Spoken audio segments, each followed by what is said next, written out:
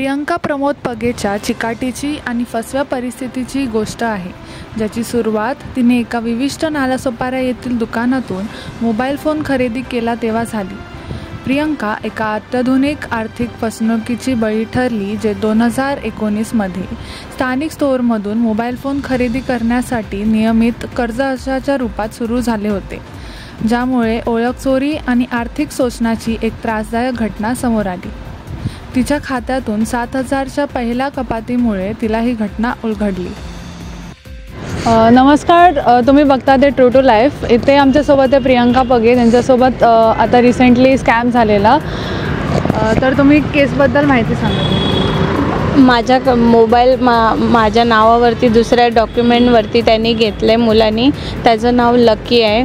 माझे डॉक्युमेंट मी 1 वर्ष आधी मोबाईल घेण्यासाठी दिले होते, ते त्याने चोरून दुसऱ्या दुकानातून मोबाईल घेतलं आणि मी पोलीस कंप्लेंट वगैरे करूनसुद्धा ना पोलिसांनी रिस्पॉन्स दिले ना A1 कंपनीने। मी तिथे जाऊनसुद्धा आले।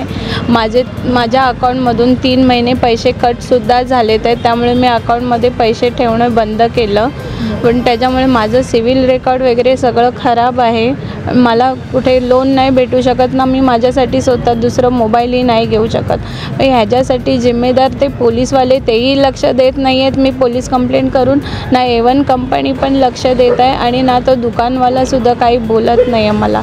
तर मला या गोष्टीतून माझ्यासाठी तरी न्याय पाहिजे आणि अजून भरपूर लोक आहेत ज्यांच्यासाठी ते खूप फ्रॉड झालेलं आहे A1 फायनान्स कंपनीतून। तर बाकीच्यांनी पण सावध व्हावं की या कंपनीतून कोणतीही वस्तू घेताना किंवा काही करताना जरा विचार करून करावं, हेच माझं म्हणणं आहे। थँक्यू। प्रियंका स्टोअर आणि फायनान्स कंपनी या दोघांनाही नोटीस बजावते आणि त्यांच्या निष्काळजीपणामुळे आणि गुंतागुंतीमुळे झालेल्या आर्थिक आणि मानसिक त्रासाची परतफेड करण्याची मागणी करते।